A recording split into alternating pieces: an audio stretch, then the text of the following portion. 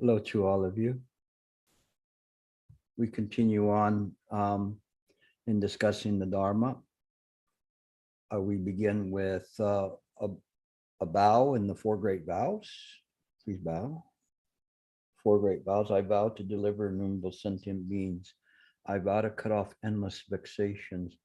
I vow to master limitless approaches to Dharma. I vow to attain supreme Buddhahood. Okay, welcome again. If you can turn on your camera, I would appreciate it. It just makes it easier for me to get a sense of the community that I'm speaking with and whether or not they making a connection. So thank you very much in advance. We're going to talk about the Flower Adornment Sutra today, a little bit about it, and also known as the Avatamsaka Sutra, or the Huayan Jing in Chinese, if I didn't butcher the pronunciation too bad. Most of the time people understand what I mean by that if they know that I'm talking about the Avatamsaka Sutra. This sutra is a very interesting sutra, a Mahayana sutra of great length. It's just a massive text of 30 volumes, and each one of the volumes of this sutra could be a sutra in and of itself. And it is an interesting sutra in the way that it approaches the Dharma. This particular sutra emanated around 100, I think it was BCE. It was translated somewhere in 200 CE into Mandarin, and is this an incredible approach, which is not one that's easily manageable, at least at the first 1, 2, 3, 5, 50 readings of it. It's that kind of a massive one where it's as if you were going to climb up Mount Everest and you have to get up above these mountains, but the mountains in front of you are so strong that it's very, very difficult to even get to that point, that you even wondering, you can't even see the peak of Mount Everest in front of you. And it's just this massive undertaking. And it's difficult to wade through all the people that were present at the Buddha giving this Dharma teaching. There were so many people that goes on for pages. It's difficult for us to kind of even understand that. And I was, the first time I approached it, I was just discouraged by the fact that it wasn't getting to the Dharma. It was just talking about all these different people who were in attendance and how many of them were there. And I just got frustrated. And then this latest time that I've approached it, I was just in awe of all of these. And I kept wondering who in their incredible insight and intuition and wisdom was able to know all of these people that I shouldn't call them people, all of these Buddhas and Bodhisattvas and kings and divas, whatever was there, to be able to pass all that information on to us, because it's almost an insurmountable amount of names and they're all very incredible names, but there they are that we have to kind of wade through just to get to the Dharma. And I wanted to read a couple of things before we get there, because I don't think it's going to help us if we try to just jump into it. We kind of need a push start. One of them came from a person that was writing an obituary of Thomas Clary, which is Thomas Clary is the version that I'm going to be using in terms of the translation. He was a very prolific translator of Buddha Dharma, as well as Taoist and some other books as well.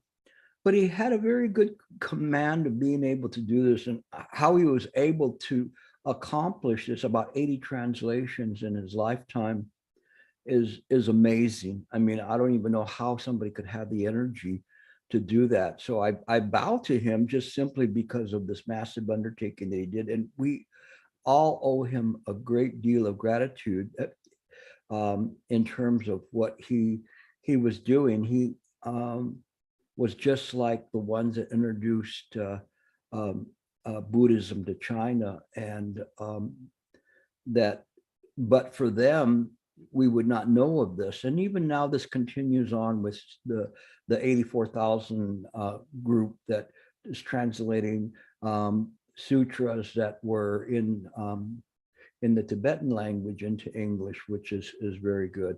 But this one particular person was writing, but he was mentioning about this Avatamsaka Sutra, called Flower Ornament Sutra.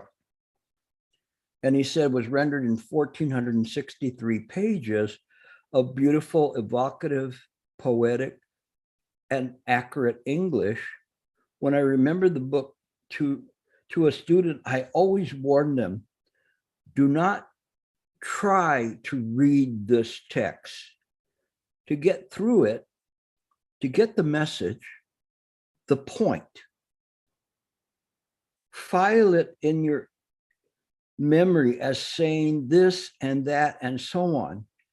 You have to swim through it, bathe in it. Let your mind's eye visualize its extraordinary visual explosions and implosions. Let the text take you into it, into the realm of the inconceivable liberation itself. They talk about how many Buddha worlds are within billions of Buddha worlds are in just one pore of the Buddha. This is the implosion. The explosion is how expansive the cosmos, or cosmos in plural, are. And so these things are difficult for us to do, but it is in this way that I always implore people to try to experience this kind of a presentation. And Thomas Cleary, in his introduction, was quite clear that this was a different way of approaching things. It's very much analogous to Master Hongzhi talking about sign illumination from the experiential side, or sometimes we call it the gnosis side, this knowing side of it, not from the point of trying to get there, but to what it feels like to be in this, let's say, a state of weightlessness, which is probably a good analogy for it. Just as if you could have an expansive weightlessness where one is no longer burdened with the ideas of anything from the samsaric side. And the Flower Adornment Sutra is presupposing that you know all this already. And it's exposing to you the Buddha mind and kind of telling you, here it is. It's kind of like, how do you learn how to swim? And the person kicks you in the bottom and throws you into the deep end. And you have to figure it out. And to swim, you can either just sink or you can swim. But along the way, they throw enough little life rafts out to keep you buoyant. And then you find you can do that. When I was thinking about how to explain this, I often use an analogy of a transparent fish swimming in the ocean. And I wanted to compare that to the idea of a whale swimming in the sea, and it has all these barnacles all over its face. After a while, the whale believes that all those barnacles belong to it. But they don't. It was just by coursing through the ocean, all of these things attached to the body of the whale. And in fact, the body of the whale, its skin is very, very smooth. But we don't know that in terms of ourselves. We don't know how to be that way, how to be pure. But this is the teaching still of the lesser vehicles, of trying to get that close shave, that smoothness back, this purification, rather than trying to see that all of this is already there. It's already smooth. And in fact, there's no whale and there's no whale, which is different, because we get to the point where we see, and Thomas Clary talks about this, that it goes beyond exoteric and esoteric. Exoteric meaning, let's say, the principles, and the esoteric is, let's say, the experience of the principles. It transcends even that. So in getting to this analogy of this, let's say, transparent whale that's going through the ocean, it's still not enough. It's still not, it isn't the experience. It is just this ocean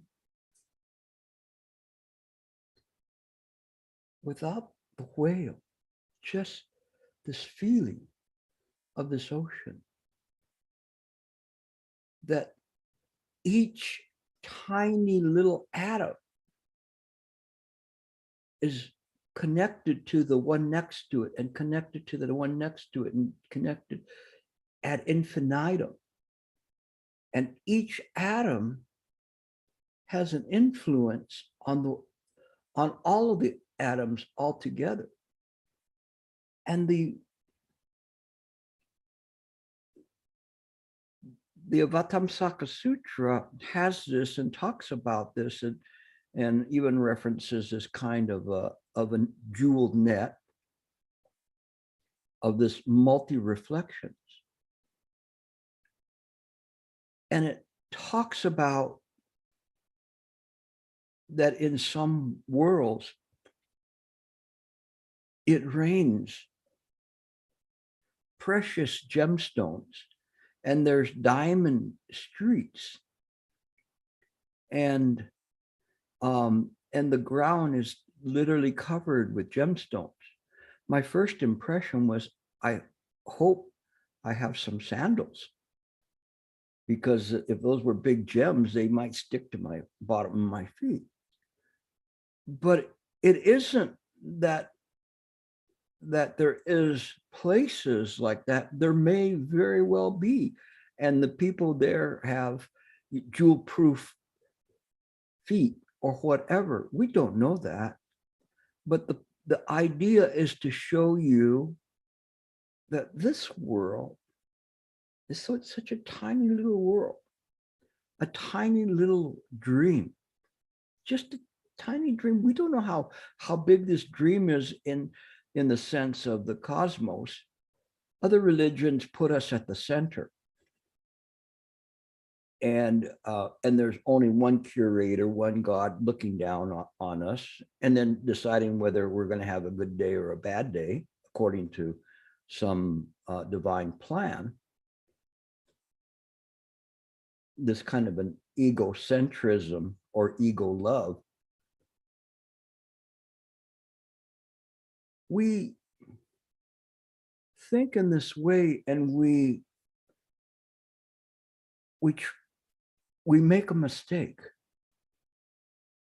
Because in this way, we have a difficult time to be able to shed this idea of a life and being or a sense. It's not easy for us to do that.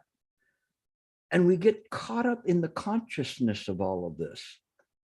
The Flower Adornment Sutra is one that pushes the envelope out so far out, and the possibilities and the potentialities of everything that could happen, it begins to minimize us with respect to this idea that proportionally that we occupy the entire Buddha realm. But when you hear and they say, well, you know, even in Tathagata Garbha Sutras, they talk about that there's 5 billion worlds. And in the Flower Adornment Sutra, they just say there's 5 billion worlds in one pore. They go even further. And we then begin to get a sense that perhaps we're not as big or important as we think we are. But nevertheless, there is a compassion there, this Buddha compassion. Is very interesting because we have to kind of put these things together and see how they fit in terms of it. It's not easy for us to do that. That's why people don't like to teach this or don't want to teach it, because it's not easy. What if you're ready for it? Wouldn't it be a shame not to give you a chance to try your wings, to try to see if you can awaken, not enlightenment, but awaken. Many sutras talk about the practices of the 2 vehicles, the Preta Buddhas and the Shravaka and the sound hearers, and set up the precepts. But let's see what, I'm going to jump ahead here a little bit.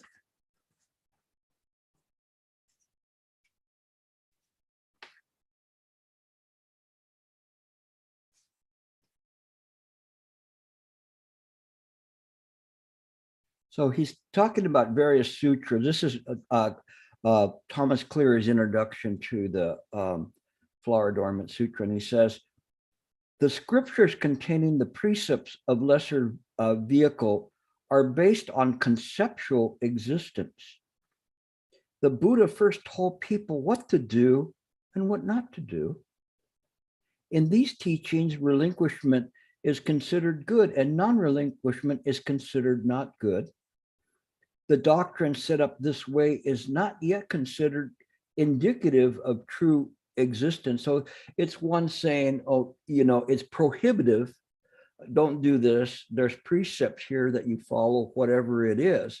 And it's set up in this way, but it's not reflecting the true nature. It is just simply something that's there that guides us, prepares us.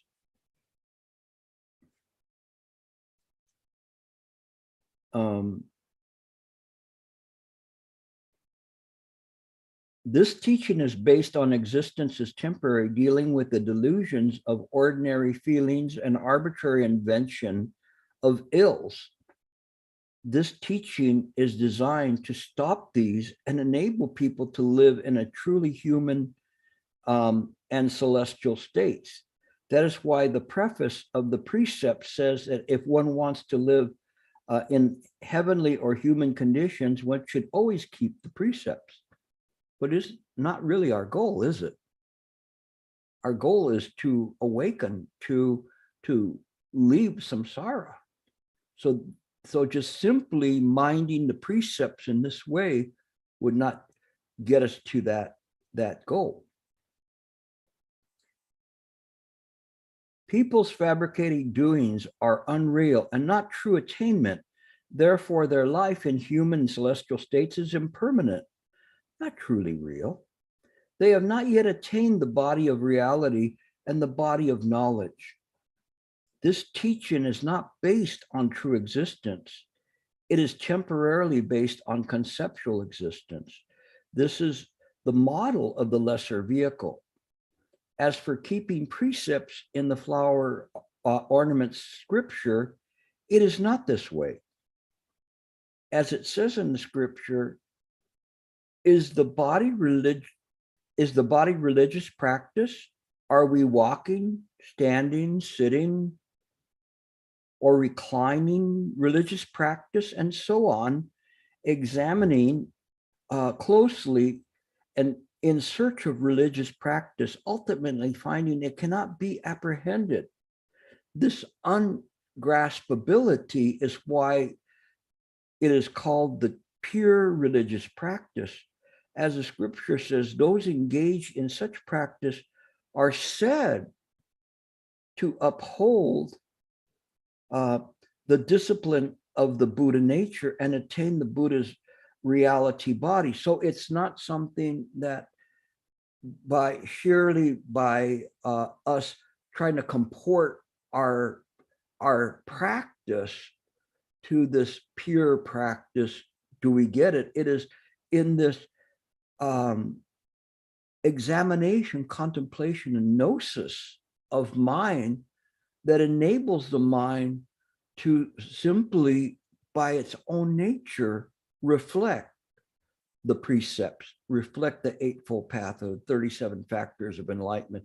All of these things are reflected in this way. This is not the only sutra that talks about this, but this is something that we miss in terms of this, that if we want to take the shortcut, then we have to examine ekayana, just this mind, and really go into that. But in terms of doing that, we have to let our egocentric idea of mind go.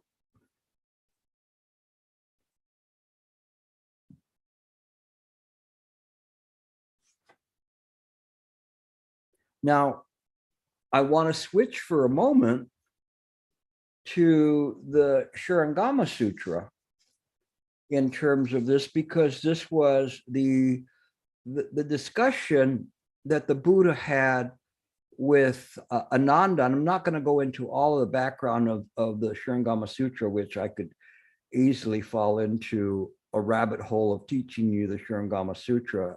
It's just so incredibly fantastic. But I want to get you to a pivotal point. And this was a chapter called Refuting the False Mind to Eliminate the Third Aggregate, and to expose the unreality of the sixth consciousness.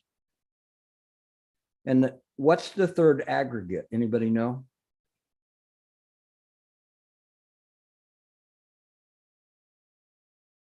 Perception, right? Okay. So this is to eliminate this third aggregate and expose the unreality of the sixth consciousness, the Manovijnana consciousness from the Yogacara school, which is this consciousness that puts everything together. And this aggregate of the perception, we know from the five skandha that perception is false, or it's empty. And so it's not really a true perception. So this is where we're going with this. And so it said, thereupon Ananda rose from his seat, uncovered his right shoulder, knelt upon his right knee, reverently joined his palms, and said to the Buddha, I am the Tathagata's youngest cousin, and because of his great affection, I've been allowed to be his disciple. But I have presumed on his compassion, and although I have not heard much of his preaching, I failed to avoid the worldly and have been unable to overcome the magic which has turned me around, causing me to visit a house of prostitution. If you remember in the very beginning, he went on an unclean mat because of a Kapila woman put a spell on him, and he wasn't able to overcome it. Ananda was a quite handsome man, and the daughter wanted him. all this is because I failed to reach the region of reality. This is what the Avatamsaka Sutra is talking about, this region of reality. This is his true nature. May the world honored one be compassionate enough to teach us of the path of samatha for the benefit of those lacking faith and holding perverted views. After saying this, he prostrated himself, knees, elbows, and head on the ground. And then he stood up in reverent silence with the whole assembly keenly awaiting the teaching. So then the Buddha, because with using his transcendental powers, he makes all of these lights appear from his forehead, illuminating all of the Buddha lands and causing everything to shake. So it was shaking. Okay. And so the people were just seeing that. And so all of it was kind of awakening all these great bodhisattvas and all these different worlds. They knew that he was going to speak the Dharma. And the Buddha said, since time without beginning, all living beings give rise to all sorts of inversion because of the karmic seed of ignorance, which is like an aksha shrub. And this is what the aksha shrub has 5 clusters to it, Santa, or 6? I'm not sure. Which one is this? It's like a spice that is like called aksha. No, I don't know about this. Okay, sorry. But anyway, it is something that is like a cluster that holds together. I think he was talking about this as being like an analogy of the skanda. And hold on, let me see. Excuse me, it's threefold and illustrates simultaneous character of illusion, action, and suffering. This is why seekers of the truth fail to realize the supreme enlightenment, but achieve only states of Shravakas and Pratika Buddhas, heretics, divas, demons, solely because they do not know the 2 basic inversions, thereby practicing wrongly, like those who cannot get food by cooking sand in spite of passing eons of as countless as dust. What are these 2 basic inversions? Ananda, the first, is the basic root of birth and death caused since time without beginning by the wrong use of the clinging mind, which people mistake for their own nature. And the second is their attachment to causal conditions, which screen basically the bright essence of consciousness, which is fundamentally pure and clean substance of nirvanic enlightenment. So these ideas here where he's looking at this and saying that this idea of a life and being is a problem, and the other one is this clinging to all of these appearances. So the first one is the perception, and the perception that there is a life and being, a perception that there's somebody that's there, that there's this ego that's there. And the 6th is the viewpoint of the world from the 6th consciousness up through the 7th consciousness, from the mono vijnana consciousness to the mono consciousness, where it's formulated and gives the idea in consciousness that there is this life and being, that there is this world, that all of these things are happening, and therefore it begins to create the world that we see. But those things are false. And so then the next part, he says, is called actual inversion and the inverted mind. Probe into the false mind. So this is a probing into the false mind.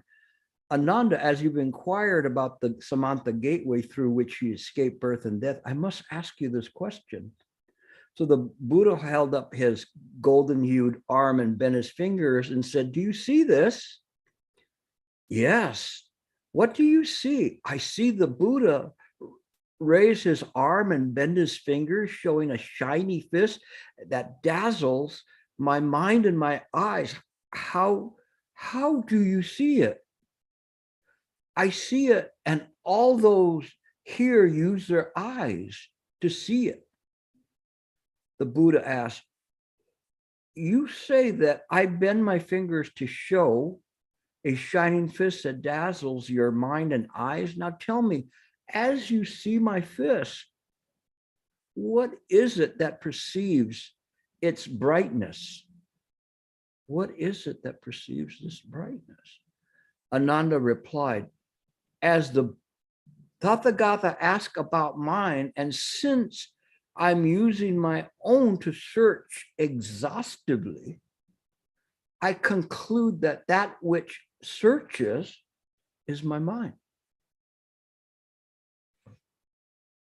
The Buddha said, hey, Ananda, that's not your mind. So he really shook him. Ananda stared with astonishment, brought his two palms together and rose from his seat and asked, if this is not my mind, what is it? And the Buddha replied, Ananda, this your false thinking, which rises from external objects, deludes your true nature and deceive you into mistaking. Since time without beginning, a thief for your own son, thereby losing sight of that which is basically permanent and hence the ground of birth and death.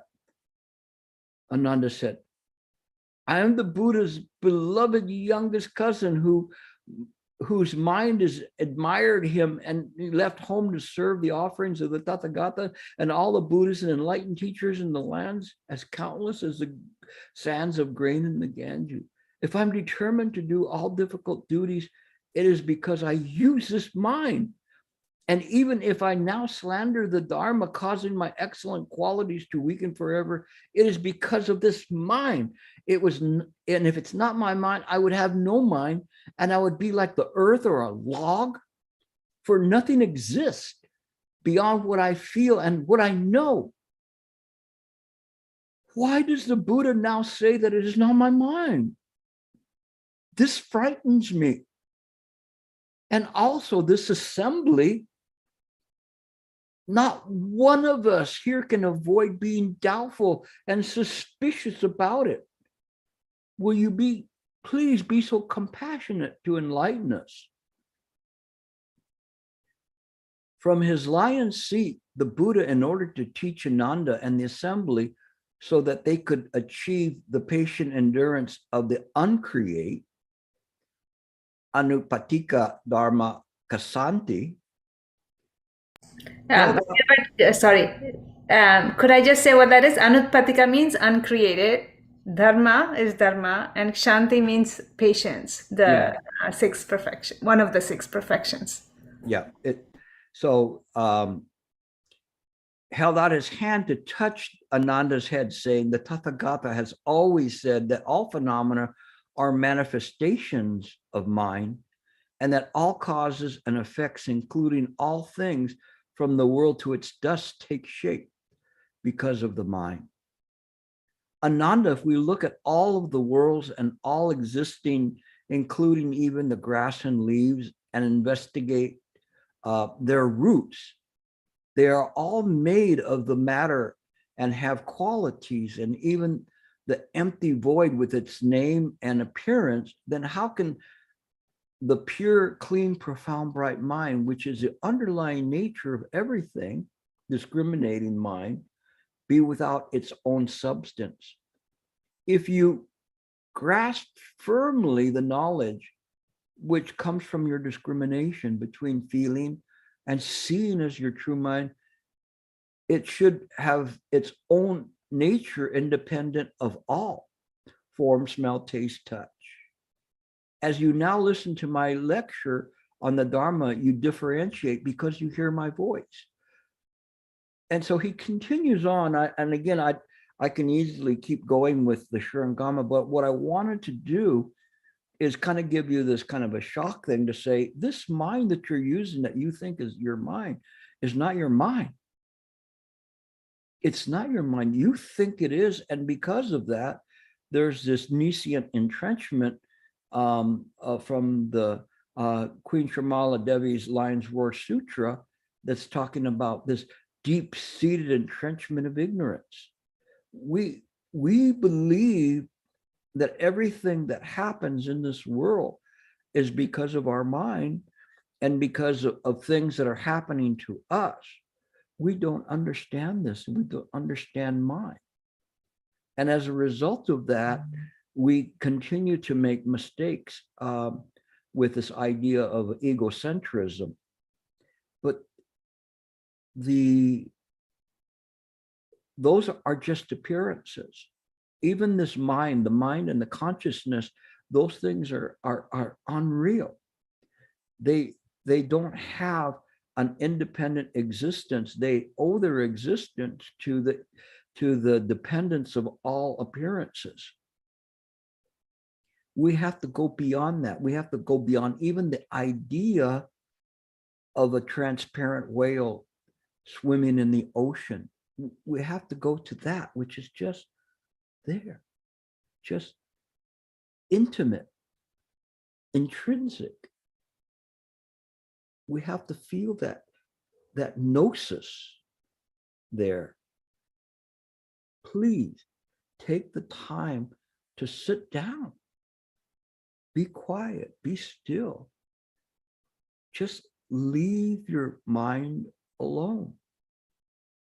Let it slowly reveal itself. It will. It will. You won't be there, but mine will. And you have to see things in this way. How much time do I have? Okay, still on time. Good.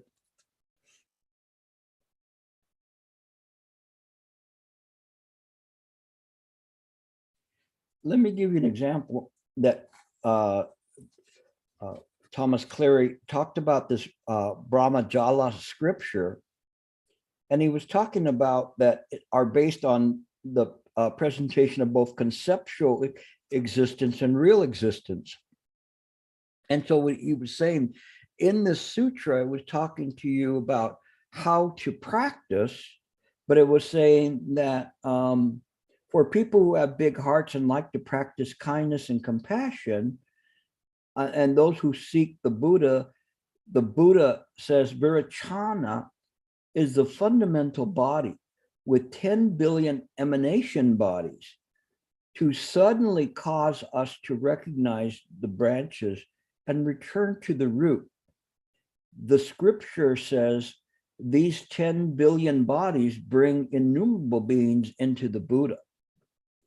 It ranks, it also says that if people accept the precepts of the Buddha, they can enter the ranks of the Buddha, and their rank is already the same as the great enlightenment, and that they are true offspring of the Buddha. This is therefore discipline based on the essence and thus based on reality. So here it is accepting mind as mind, accepting things in this way, not accepting them from what appears from the leaves, but looking into the roots and seeing things in this way.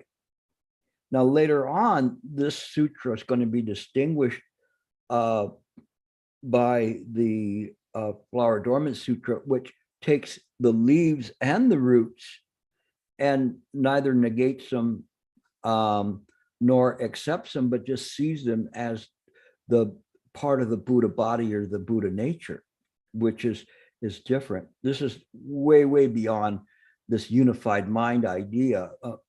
People who get stuck in unified mind still have a strong sense of an ego, but it's overlaid into the environment. This is not the same. That is consciousness still. There's still consciousness there, and there's not this, one is not seeing the radiant reality. Now, it's very, very funny because this radiant reality in and of itself is not a complete enlightenment. That radiant reality is what spawns the idea of a life and being or an ego or personality. It is there that one has to use their best practice to move beyond that, to move beyond this kind of an idea of this goal of this great light or whatever, to be able to penetrate further. And sometimes you can stick a finger in, no, I'm using this very, very loosely, and to see, maybe something, you'll have some kind of a feeling, but to be able to penetrate all the way through would result in a complete enlightenment. Okay, so let me see if there's, I didn't get to go through that one completely. So let's go to the sutra itself.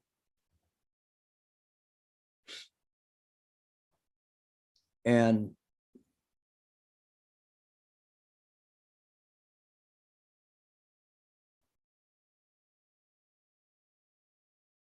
I'm trying to find a place to get a running start at it. So the Celestial King Universal Sound Array banner found the gate of liberation by entry into the Buddha's realm of tranquility, and everywhere manifesting great light. That's a practice, to be tranquil and just manifest a great light. Not bad. And you go, but I don't know how to do that. You could try to be able to feel this great light. You don't have to emanate it from your body like a light bulb. You just have to use it from your heart.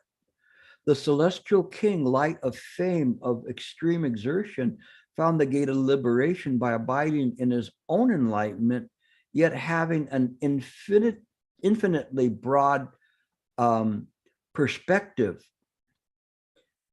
This is something that's very, very important as you begin to practice.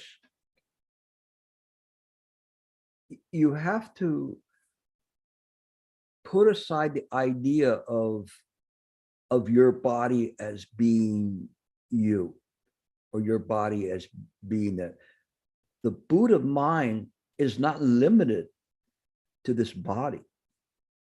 And as one begins to, and it's very difficult to say this, to experience the infiniteness of mind, we place our mind in this infiniteness where there is no longer a dwelling place, yet the mind dwells everywhere, but cannot be said to be static in that way. It is dwelling in this infinite. And we have to begin to try to feel the more infinite.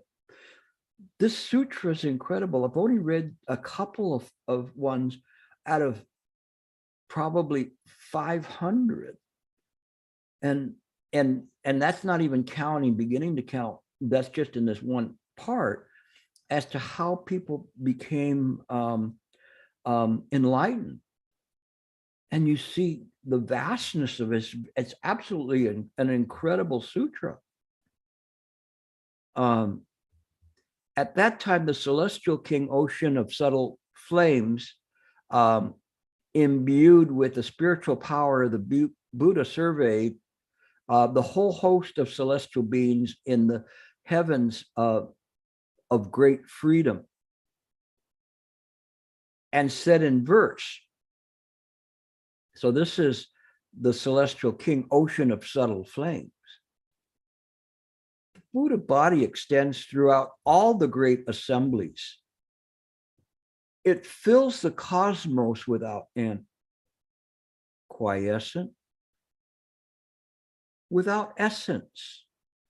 It cannot be grasped. It appears just to save all beings. Whoa. So it's talking about it and saying, hey, it's infinite. It goes to all assemblies. It fills the cosmos without end. It's infinite. It's quiescent. It does not have an essence, so it can't be hung on to or described or anything. But it appears just to save all beings. Whoa.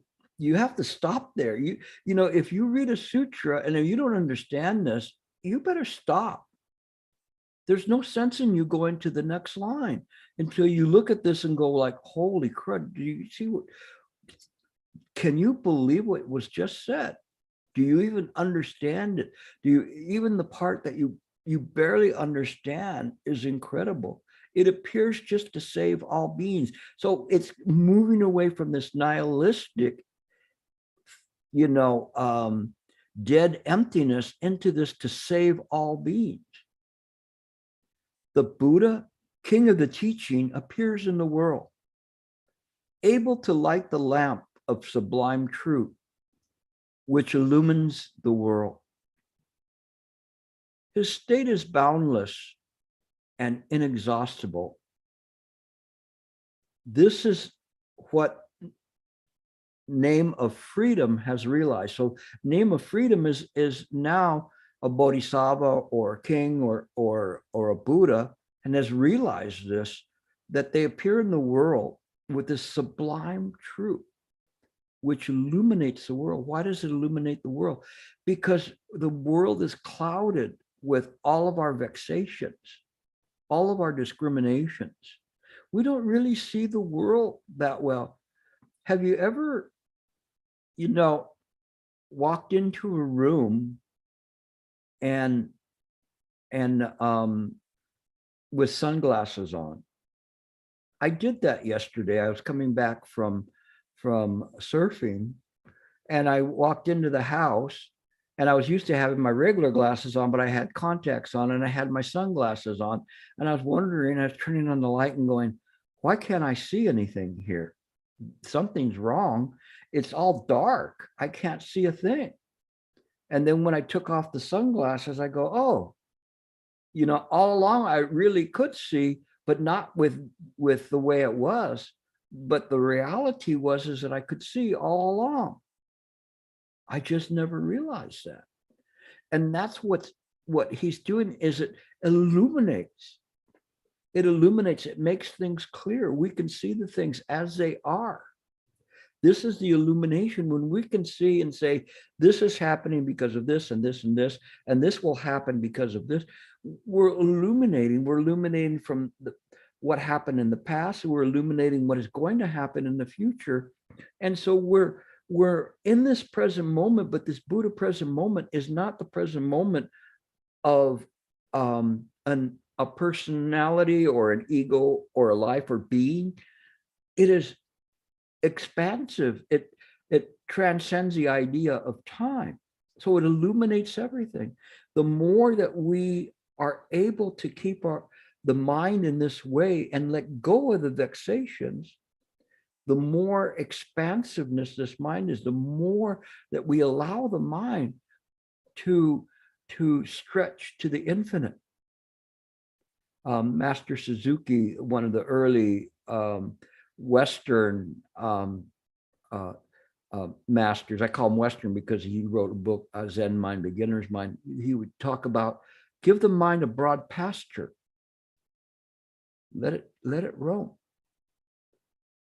This was so important of a lesson. Give the mind a broad pasture. Let it roam. Let it go. So as you're traversing this world or coursing through the deep prajnaparamita, although we don't see it as a deep prajnaparamita, we just see it as the deep problem that we have at that moment. As we course through it, we are aware. The more we're aware, the more we see things, the more patient we are. We have this patience, endurance that's there that enables us to practice in the right way. Now, I've only discussed so far just two little tiny paragraphs of this verse, and you see how deep it is, how incredible it is. Let's continue on. The Buddha is inconceivable, beyond discrimination. It's inconceivable. So it's not something we can cozy up to. It's not something that we can discuss with words and phrases. I often say that the Buddha knows you, but you do not know the Buddha. It is in this way because the Buddha, how could not the Buddha know you as part of the Buddha body? But you don't even know yourself. So how could you possibly know the Buddha?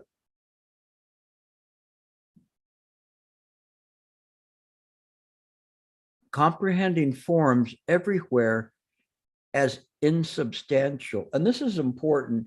And the term insubstantial is an important word in Chinese as well, of substantial and insubstantial. There's always this yin and yang of things. And in here, as we're looking at these comprehending of forms as insubstantial, meaning that rather than what we appear to think, oh, this form, this is solid. It's not, it's insubstantial, but we see it in the wrong way. We cannot comprehend that is a dream. Because we're navigating in the dream, everything that we come into contact with, and we are lured by the 5 skandha, we become confused as to what is real and what is not real. And we take this to be real. For the sake of the world, he opens wide the path of purity. This is what pure eyes can see. So he opens wide this path of purity. So the path of purity is transcending the idea of vexations, transcending the idea of appearances, of time. And so this path of purity is seeing that everything perfectly belongs to the Buddha body, the Dharmakaya. The Buddha appears here and there by virtue of the appearance body. And so this is what we see, and then we become confused because when the appearance body of the Shakyamuni Buddha appeared here, then we became convinced that there is this Buddha that is dressed this way, and we still think that the Buddha is dressed like he was 2,500 years ago. I have no idea what he'd wear today. But we have to transcend the idea of seeing the Buddha in this way. We give respect to the Buddha statues as an acknowledgement of our own true nature and our vows to awaken to that true nature. But the Buddha is not different from us, not from the Buddha mind. It's inside of all of you. And I hate to say inside, because when you say inside, then it sounds like it's in your brain. It's not in this way. The Buddha's wisdom is unbounded. No one in the world can measure it. It forever destroys being's ignorance and confusion. Great intelligence has entered this deeply and abides there in peace. So this is another bodhisattva. Great intelligence has entered this deeply and abides there in peace. So the thing is, the Buddha's wisdom is unbounded, meaning that we cannot measure it. How are we going to measure the Buddha's wisdom? what measuring stick could we use? If the Buddha's wisdom is beyond the imaginings of samsara, which are the Buddha's own imaginings, how could we as shadow people try to get a measuring stick to measure the Buddha's wisdom? In what way? How could we possibly do that? So no one in the world can measure it. And what they're saying is that this is a burning building. This is not a place where you want to stay. This is not you. Ananda, that's not your mind. It forever destroys beings' ignorance and confusion. So as one begins to practice and see this, we tend not to go back to sleep. Sometimes people fall asleep, but it's something that we have remembered that. Okay. The Buddhist virtues are inconceivable. In beings who witness them, afflictions die out. They cause all the worlds to find peace. Immutable freedom can see this. It was kind of in one of the last retreats, I was using the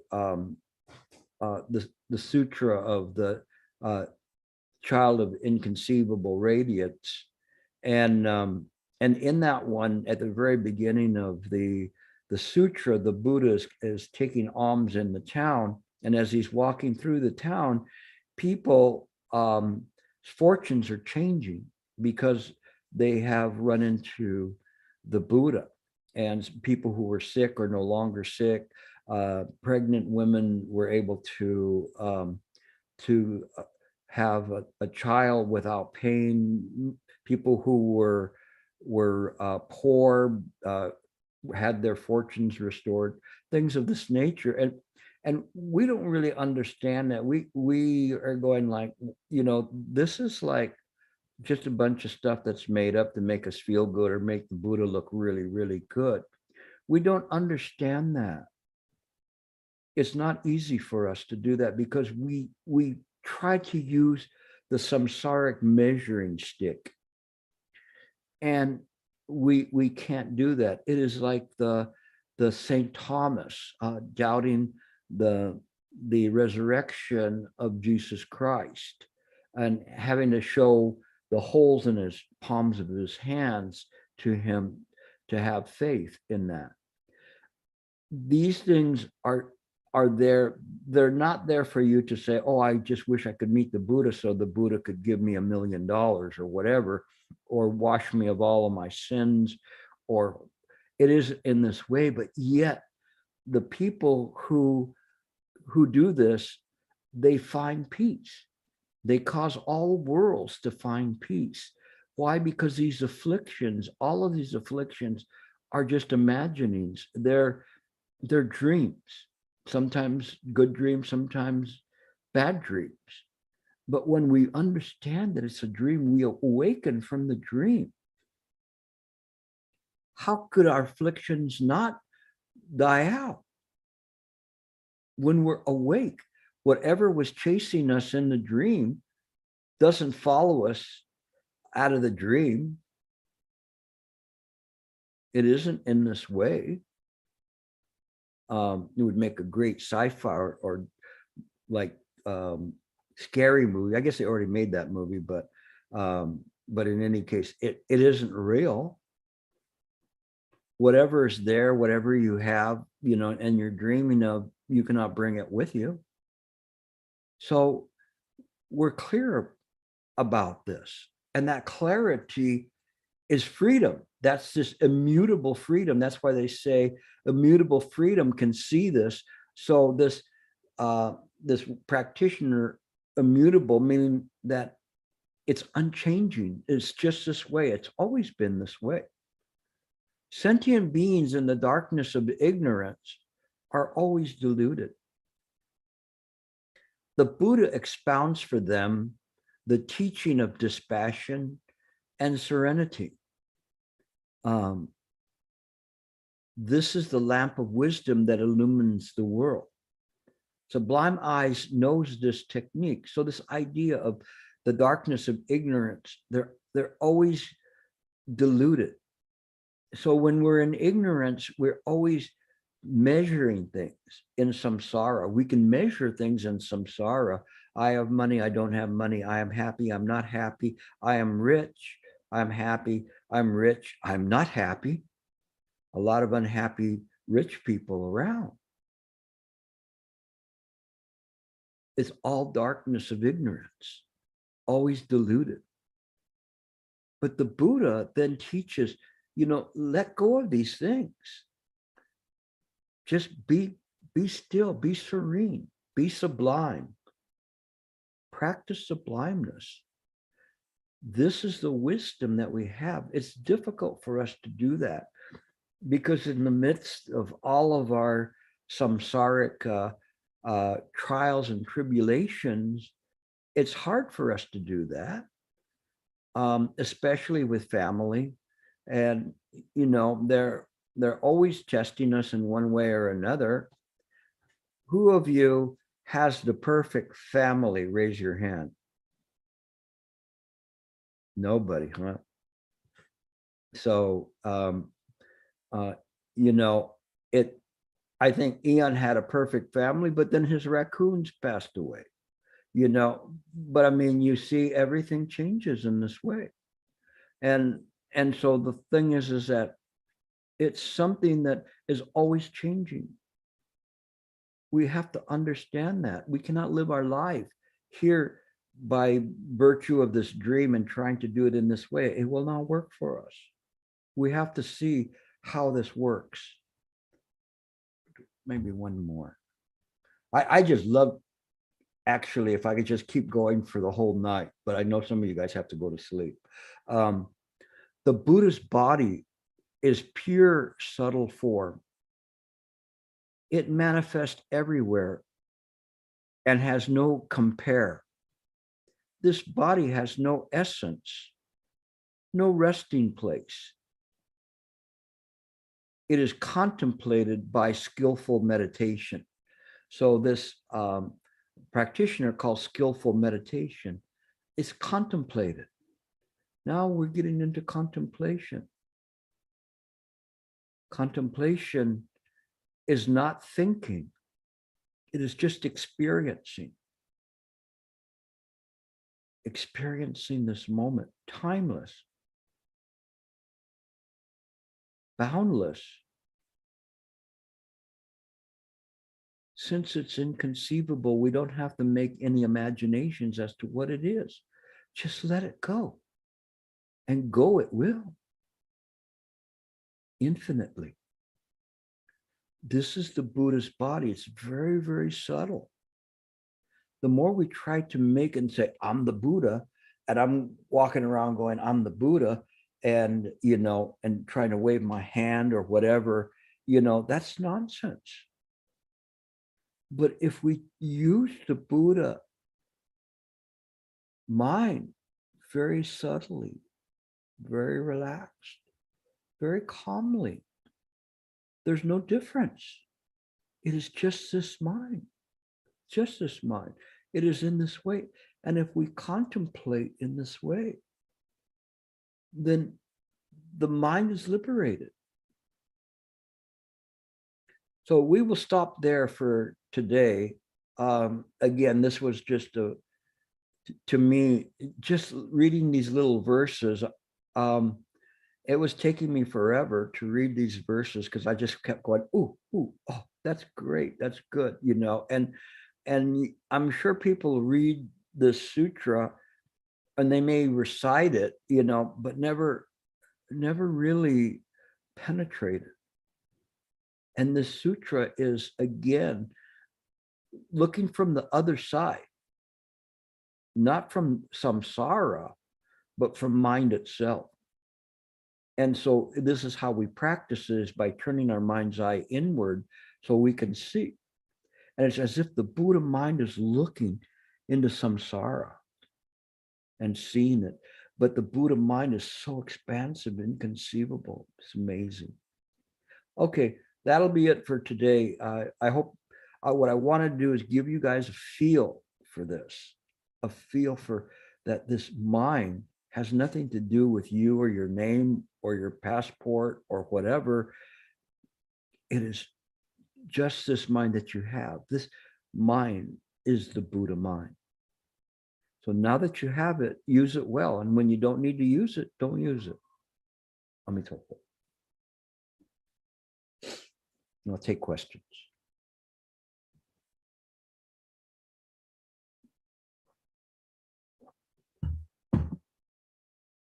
Yes, Sam. Hey, Gilbert. Thank you for today's lecture. That was a lot. That was great, and it was. I really appreciated the Sarangama Sutra because I'm reading right around that part. But I did have a question just for clarification. Was with Ananda in the part where Buddha is yelling, he shouts at him and says, "This is not your mind." Was it because Ananda was mistaking mind for essentially the aggregates? Like, was he mistaking mind for the thoughts that he thinks he's perceiving? And is this the shattering of that perception, is to realize that these aggregates are not the mind? Yes, essentially that the five skandha are empty, that the sixth consciousness is non-existent, therefore cannot serve to buttress up the seventh consciousness, the manos consciousness, so it all collapses. And so that we don't see things in this way.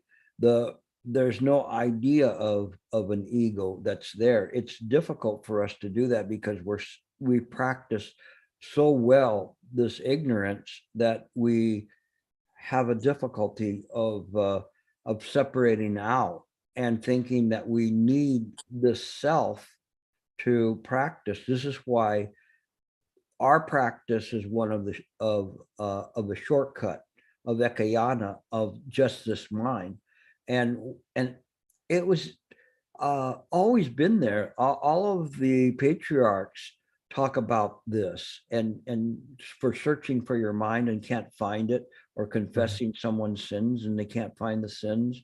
All of these things are from the very first patriarchs.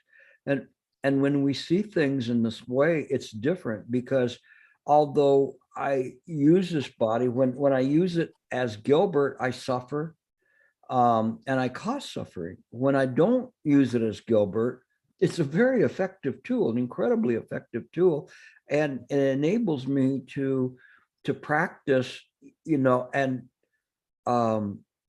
my frustration is not being able to practice enough, in terms of it, to practice in a very correct way, and not for the sake of attaining knowledge, but for the sake of encouraging others and passing on different Dharma facets, on different doors for people to enter into, and to show how this all connects in. It's really amazing. I'm just only scratching the surface of it, but it is because that there's times when I'm able to put down Gilbert to be able to do that. Ananda wasn't able to do that, so he still had the idea of that he was the one that was practicing. It was his consciousness. He couldn't make that transition. When we sit to meditate, in a way where we do not have the idea of the self. You should never be thinking that I am sitting. Never think that. Never think about your problems. Never think about the time. Never think about the body or whatever. Shifu used to say, give the mind and the method and the body to the cushion. Let it all go. Mick says that. Michael is our timekeeper in Chicago, and he says that before we sit every time. Well, the nut didn't fall too far from this tree, I guess. So that's good. Yeah. And this is the way that we do that. And you should remember that, and stop. As soon as he does that, stop talking. Stop talking to yourself. It's nonsense. And you have to see this world as a dream. We don't understand that. But so as we don't see it as a dream, then we give it value. but it's we're just spending ghost money. We just got out of the ghost month, and where they give money to the ghosts, so they can spend wherever the heck they are. I don't think Shifu was too happy about that kind of a practice, but it's nonsense. But here we're spending ghost money too. No, even if we're rich, can we still be rich? And what about the next lifetime? Do you think everybody that you can think of that's really, really rich, they're going to end up with a good lifetime the next time around? No, they'll probably be cleaning, golden privies somewhere, So anyway, we have to see the things as they are. That's this illumination of the world. That's what Ananda was missing. Okay. So I did this specifically for you to really explore this part. Don't you dare turn the page till you understand what you're reading. Okay. I've been stuck on the same page since last week when you told me not to move forward, so I have been moved. Well, there you go. That's progress. All right. Okay. Thank you, Gil. Yeah, you're welcome. Thank you, Gilbert. I just want to make a comment that, to me, this lecture is tonight's beyond lecture. It just felt like a meditation session for me, just like a meditation. It's not a lecture anymore. I just want to say how much I really thank you for the lecture. Thank you. This is the way that you penetrate it. I would say, sometimes if you look at for instance, Santa, that's the way that she's feeling this. She's actually penetrating and feeling it. And when you see people, sometimes Harry's the same way, you listen to it and you're looking, it's no longer words, but I'm painting the picture in my mind for you. Yes. And that's what's important, because then all of a sudden this comes in and you begin to see this differently. Thank you very much for doing that. Keep doing anything that you do. Anytime you read the sutras, read it with this kind of a virya of this energy. Okay. And you can't go wrong with it. It's an experience. Thank you. Great. Harry. Yes. Hi, Gilbert. Well, you're really hitting it out of the park tonight. These are really very amazing passages you've been reading. So I was just wondering, so when we talk about the mind, I mean, it's clear we can't approach it conceptually. We can't put our finger on it. We can't take our finger off it. But what about ignorance? What do we know about ignorance? I mean, it's is ignorance knowable? Is it ignorance doesn't exist yet, it affects things, and it's the first of the 12 links, and it seems to pervade all of everything that we do. But what is it? Is it some sort of defiled consciousness? I mean, I've just thought it's interesting to contemplate what, we always scoot around ignorance, but if you really put it front and center, what do you see? Your question is a very, very good question. It reflects that you're about ready to jump out of it. The ignorance, all you have to do is look all around you. It's ignorant. I mean, anytime you look at things and you take these to be real, it's ignorance. I look at these beads and I say these beads are real. But they're not. It's ignorance. It's just in this dream that they appear. They assist me in keeping my mind stable, but they're not real. I can't take them with me, nor could I take my body with me. This body is made up of ignorance, but it is also made up of vows, and they're not two separate things. So this body comes here, and I know, I've been this way before, and it's something that you realize, okay, now it's time for me to take up the task that brought me back here, and And that's not ignorance. The task, the function of the mind is not ignorance, but clinging to anything here, clinging to any emotion, to any perception, volition, anything of consciousness, just like Ananda, is ignorance.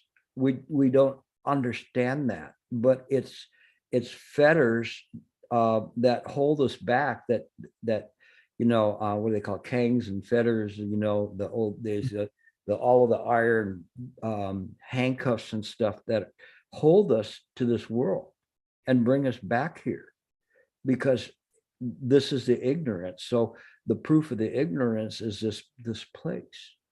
And so what's fueling the ignorance then? I mean, why are we doing such a number on ourselves? Because of ignorance, because of the fact we don't understand that this is a dream. We believe it to be real. But once we begin to just keep saying to ourselves, this is a dream, this is a dream, you will be able to transcend that. And you'll be able to see that this is a dream, this is not real. And when the time comes for you to check out, you're not going to be clinging to this place. You'll understand that this is just simply a dream. And it's difficult for us because of once we get into the 12 dependent originations and all the sensations and emotions and grasping, then we're lost. But it's that very moment where all of this stuff started doing, and we don't know how big this samsaric world is. I mean, we could be this tiny grain of sand in the fingernail of some cosmic clown somewhere, this whole cosmos that we have. We don't know that. We have no idea how big we are. We know that mind is vast. All of the mind that you use, each of you is noble and vast, infinite. But they always say, well, we only use 6% of our brain power, and it's incalculable, how much brain power is really the potential. It's infinite and way beyond anything within this world, and what this world could manifest, even with its computer just pressing out a one with zillions of zeros behind it. It still wouldn't be able to touch the edge of reality, true reality. We don't understand that because we take this world and this dream state to be reality. And as a result, we can't do that. The beautiful part and the thing that's stimulating you is because of the Flower Adornment Sutra is not presupposing that this place is real and that you need to do this and this and this to escape it. It's telling you right from the get-go, this place is not real. Let's take you to the Buddha mind. Just like, I think in the Lotus Sutra, was it the Lotus Sutra where Sudana is exposed to, I don't know whether it was the Lotus or it might have been the end of the Flower Adornment Sutra where Sudana is exposed to all these different teachers. And finally, the Maitreya takes him to go beyond what could be seen in the samsaric realm. And it was literally, a game changer for him because he was exposed to things that we cannot see. Can you imagine, like, if the Buddha came to your house, and said, I'm going to take you, Harry, and I'm going to show you, what the world really is. I better straighten up my apartment. Yeah, he wouldn't be very happy about that, So, but in any case, why doesn't he come all the time? Because you're the Buddha. So you don't have to wait for the Buddha to knock on your door, and use this mind, awaken, use this mind. You'll be so surprised, incredibly surprised how vast this mind and this heart. The thing that got me the most, Harry, is not the vastness of the mind, but the vastness of the compassion and the heart of the Buddha mind. There's nothing in the samsaric realm that compares to it at all. Nothing. It having that in a samsaric realm, you feel like you want to tear out your heart and make it bigger and share it, because it's so how limited in what you can do, how you wish you could express it better, use it better, bring people to the Dharma better. There's like a bit of a frustration that, that we're using this Buddha mind inside of a samsaric body. That's all I can say. But there's this great compassion. You don't have to wait for the Buddha to knock on your door. No, the Buddha already knows your place is messed up anyway. Yeah. Well, there's that line from a Rumi, which is ever since happiness heard your name, he's been running down the streets trying to find you. Yeah, and sorrow's not too far behind. Thank you, Yeah. Gilbert. Oh, you're welcome. Thank you for your comments as always. No, I think you got pushed a little closer right now. No. Okay, any other questions? No? Yes. How are you? Good to see you. Hi, Gilbert. Thank No, you so much for today. no Apple for me today. She's like our new star. Go ahead.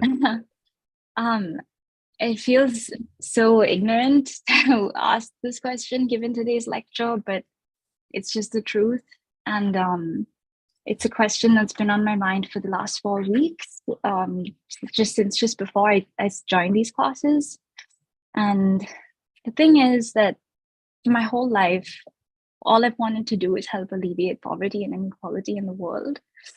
And I've never questioned my purpose until 4 weeks ago. It was the evening before I started working. And the thought crossed my mind is, so why does any of this matter if it's a dream anyway? And I remember just crying and writing to Michael about it. And in my heart, I know that it's something I'm passionate about, and I always will be. But just the fact that I even thought, why does this matter, was so unsettling to me. And I remember last week you said it's like walking a tightrope with nihilism on one side and I guess attachment on the other. And just wonder how long is this tightrope? And it's just been hard for me to wrap my head around the fact that I can do everything that I want to do to make the world a better place without being attached to this life. Yeah, the thing is that because now you become a sincere practitioner, you have entered into the mind's disease. And when I say the word, it's dis-ease. There's a dis-ease in you in terms of like seeing this world in its, what we think is an imperfect state and unsatisfactory. It's natural that you will do that because now you've been exposed to something and it's opened up in your heart. You've taken a peek, and this is what this very profound Dharma does. To those who are ready for it, it gives you this opportunity to take a peek into mind. And because of your sincerity, it is opening, but it's a little bit somewhat fragile because you haven't quite figured out all the little pieces of it yet, but it's okay. Have faith. It will come clearer and clearer. The more you practice, the more you listen, it'll become clearer for you. Don't have fear in that. Have fear that you will not hear enough of the Dharma in this lifetime. And so have fear that you're not going to be able to later spread that Dharma to other people, because this truly makes a difference to people. It's very, very difficult because I'm talking about things, and we look at it and go, this table is hard, this, this has to be real. But we have to look at it from the viewpoint of that this world, it, in terms of what it is and in terms of what its existence is, are we kidding ourselves? Do we really think there's, like, let's say, one God that's managing everybody's life? And if that's the case, of course it's a dream as well. I tell Christians that all the time. You're a dream of God. How can you say that this is real? The only difference is that we have a choice and you have some divine plan somewhere along the line. But the thing is why I practice Buddhism, which is a very strange thing, a Californian Mexican who's like, like if you become a Protestant, coming from a Roman Catholic family, that's bad enough. Can you imagine, I become a Buddhist, and it's very, very strange. But the thing about all of this is, because I've been studying all my life, is it made the most sense. All of this, in terms of how things appear, it makes the most sense. And the more I practice, the more I study, the more I realize that what's being said is things that you come to your own experiences with them. And that gives you further faith to do that. And and it's very interesting. Sometimes it moves by leaps and bounds. And just don't be afraid, be patient, you'll get there. It's just, all of this is flooding in, and you should be so joyous to do this. This is what happened to Sam, happening to Matt, and David was ahead of them. And people come and they listen, and they start realizing, wow, this is something amazing. And then you start practicing, and you start realizing there's something here of great value, something that's so strong, that's there. And I look at the people that are in this class, and I'm so happy to see them. I'm so happy to share with them this. So don't be too concerned right now. It'll all fit in, but it's just this rush, incredible rush of mind coming in, and don't try to hold the gates to close it. Let it come in. Just let it come and wash over you. You'll still be there. You'll still wake up in the morning, and you'll go to work and whatever else you're going to do. But moment to moment, this is still a dream. Okay. So stay awake. Okay. Thank you. You're on the right path. You're doing good. Thank you. I got your back and your front and your up and down, all directions. Okay. Anybody else? No, everybody wants to go to sleep or eat. Okay, well then that's it. We'll continue on in some way with this. I only touched about 1/100th of what I was reading and studying, and it was very frustrating because each part of it would take a lot of time to do it. But what I wanted to do is give you a feel for it. This kind of like an experience. And that's what's important is like when you get this experience, like Tori was talking about, this is very precious. It's precious because now you're beginning to penetrate the sutras, and you're all capable of doing that. So I'm very happy to be here and sharing this with you. And my only problem is, how am I doing this? And I should be working on my regular work, but I can't do it. I have to prepare for these classes. So